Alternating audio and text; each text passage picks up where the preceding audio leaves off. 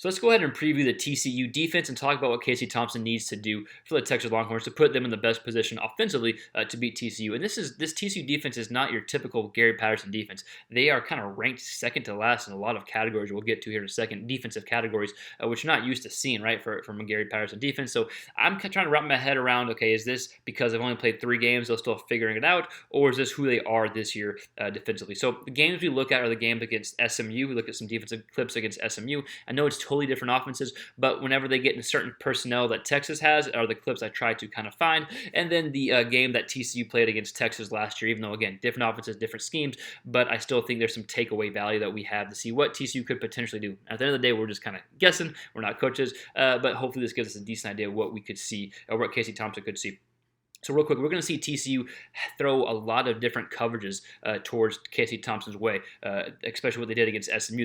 They went quarters at times. They went cover 1, cover 2. So they had a lot of different schemes that they did. A lot of times you'll see one coverage boundary side, meaning that the side of the field closest to the sideline, than one coverage field side, so the side of the field with the most yardage to the actual sideline. So they do a lot of different things defensively, but one thing that I kind of took away from is there's a lot of space. Like, they're giving up a lot of big plays. If we're going to go ahead and get some of the statistics, they're giving up 9 yards per attempt passing, essentially, which puts them second to last in the Big 12, just in front of Kansas, right? Even rushing, 5 yards per attempt rushing, second to last in the Big 12, right ahead of Kansas. So there's space, there's big play opportunities we're going to get to in a second. I think Casey Thompson's going to have some big play opportunities. Let's just keep going down this TCU defensive statistics. Again, it's only been 3 games, but this is kind of all we have to go on. They've given up 6 passing touchdowns, have 4 interceptions, so they have caused some turnovers. That's something we need to avoid. They've only had 3 sacks, second to last in the Big 12, only in front of Kansas. So that's kind of what you're getting to. Excuse me. That's kind of where you. That's the kind of the defensive. What I'm trying to say, the defensive stats so far that TCU has. Now, they're only giving up 210 yards per game passing, which puts them third in the Big 12. But still, if you're not getting a lot of sacks, a lot of pressure, and giving up big plays, and sometimes that kind of stunt that number. So Casey Thompson, what does he need to do against this defense? I think it's fairly simple. I think there are going to be some running opportunities for him. We're going to look at some film. I think he's going to be able to get going and get running, him and Bijan Robinson both. And I think there's going to be some big play potential, too. We see some big plays that SMU had, and it's not necessarily bombing deep, but just trusting there's going to be big play potential. There's space within that TCU defense. Hit your receivers in stride, give the ball to your receivers and running backs in space, and trust that they can have a big play. But don't force, right? Let the big plays come to you. So again, Casey Thompson run the ball, and then some big play potential. That's kind of what I'm looking for Casey Thompson to do against this TCU defense. Let's go ahead and look at some clips of TCU against Texas, and then let's go ahead and look at TCU against SMU from last week. So let's go ahead and start with this look, because I think you're going to see multiple looks like we talked about. You're going to see some cover 3, or some quarters, some off coverage stuff, and then you're going to see cover 2 and cover 1. This is going to be a cover 1 type look here. Again, they do stuff different towards the boundaries and towards the field side, which we're going to see against SMU and Texas in 2020. So we're going to see initially TCU only brings 3, and this guy's going to spy Ellinger at first, and then he's going to blitz eventually, have delayed blitz. Good ball by Ellinger over the middle of the field. We talked about the middle of the field being a potential spot for Casey Thompson and Texas offense to take advantage of, and you're going to see SMU do it. So here, safety shifting this way, middle of the field does come open, and just like against Arkansas, they are dropping 8 a lot. All right, so I know that a delayed blitz does come, but initially 8 drop, and then they bring 1 more, so you can say 7 if you want. But still, a lot of times you'll probably see 3 to 4 guys blitzing or guys rushing, and then trying to force the quarterback to process what all the DBs are doing, because they do have some different schemes that we're going to see. We see it against Texas here, and then we see it against SMU. So point of this clip here, boom. Good job with the safety, actually. Point of this clip here, processing information as 7 or 8 guys are dropping back, and then knowing that just because field side's doing one thing doesn't mean that the boundary side is doing the same thing. And look for the middle of the field. I think there are going to be some shots in the middle of the field in the passing game. So here's a run play by Ellinger that we will watch real quick. We got 2 guys in the backfield. Aaron gets upfield. Gets about the 5-6 yard gain right there. So I do think there'll be some running opportunities for Casey Thompson here against TCU's defense.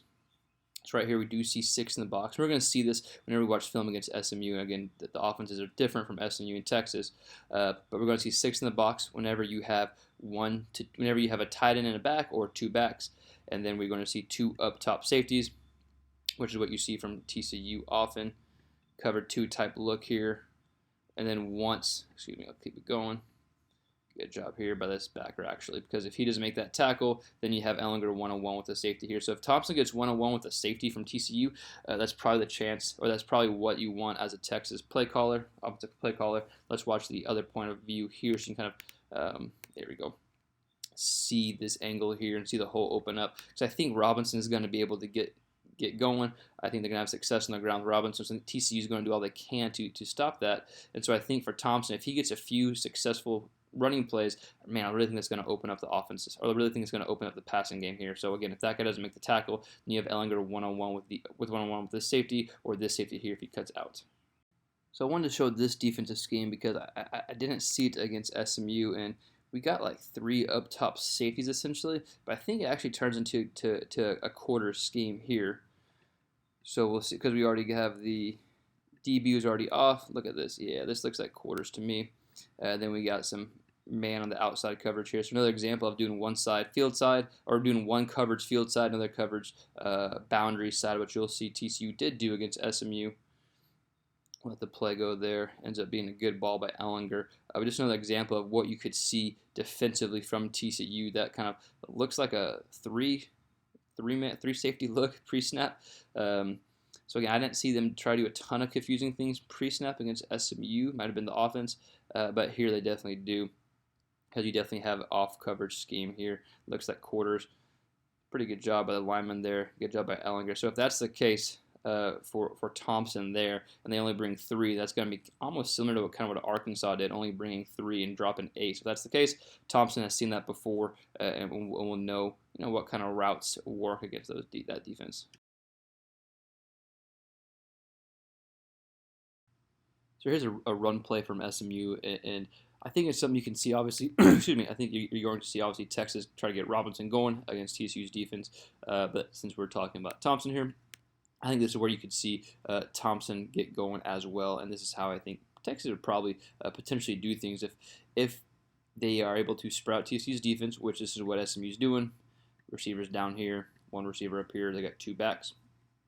You see TCU with 2 up top safeties, and like we've talked about in the past, some defenses will show 2 up top safeties roll down to just 1 safety.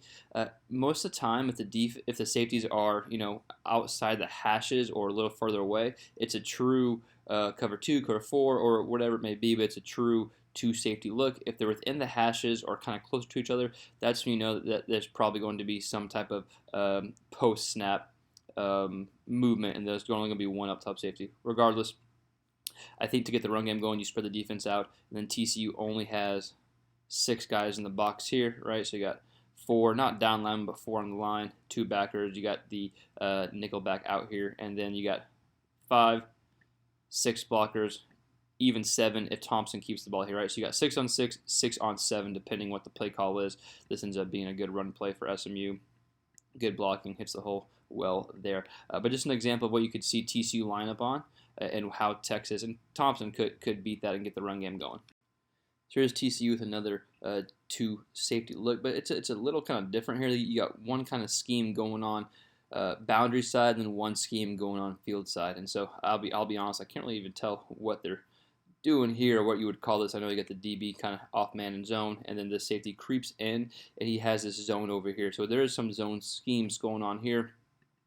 Regardless, though, I think the example takeaway here is TCU's defense doing one thing field side, doing one thing boundary side, and for Texas and Thompson, finding your mismatches and knowing that you have 2 different kind of defensive, not philosophies, but defensive coverages going on, boundary side and field side. Mordecai does a good job here for SMU hitting this corner route here. You can see he's coming open here. So finding the shots in the zone and then taking those shots for Casey Thompson here would be kind of the takeaway from this film, knowing 2 different defensive schemes on the same play, and then kind of knowing what your mismatch is for Thompson.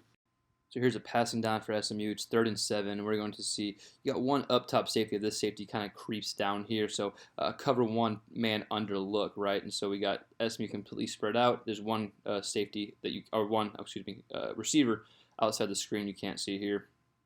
So we got 4 receivers and 1 tight end, no one in the backfield. As TCU just with 6 guys in the box here. And we're going to see a true cover one man under look.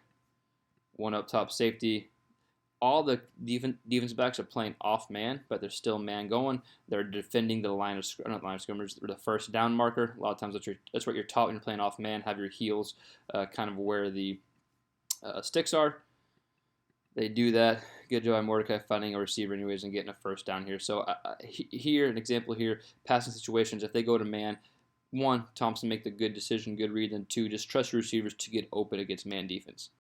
So here's the 3rd and 4, and TCU again showing two high safety look. It's going to be a true cover 2 look here. Mordecai does a good job hitting their receiver on a small little dig route here towards the middle of the field. So again, you spread out the guys, empty backfield, which Texas doesn't do all the time. You'll probably see Robinson in the backfield a lot in this situation, but still, it's still showing what TCU could do. If Robinson was in the backfield, they'll probably have a backer in here as well, especially if the Texas has a tight end and a backer, which you'd probably see more of. You're probably going to have 6 guys in the box as opposed to just 4 guys in the box here. Regardless, we see a cover 2 high look. Middle of the field wide open here, right? So let's just say the tight end or Robinson was in the backfield. The middle of the field is probably going to be the place to go anyways because chances are they're swinging out into the flat route. So these situations, look for the middle of the field. Mordecai does a good job hitting the receiver there and getting a first down. So again, you see that 2 high look. You don't see anyone in the middle of the field, or even if you do see 2 backers, and you know that those backers are on Robinson or the tight end, that middle of the field is still an option for Casey Thompson when you see 2 up top safeties. And then, man, SMU did a good job breaking tackles against TCU and having big plays after the catch. So just to quickly recap, there will be big play opportunities. So trust that your receivers and running backs are going to be able to catch the ball and gain a lot of yards after the catch whenever there's space there. Don't force it. Let those opportunities come. And then I think getting going in the running game is something that will be there for Thompson if he chooses to do it. They might not even have to. If Robinson's going and the passing game's already going, then that might not even be something they need to really dig into the bag and use. But I would expect some running plays for Thompson. But I want to hear from you guys. What do you think Casey Thompson needs to do? What are your thoughts on TCU's defense and the fact that they've struggled so far? Yes, 3 games, but still have struggled. Let us know in the comments below. We'll see you next time on the next quarterback-related video.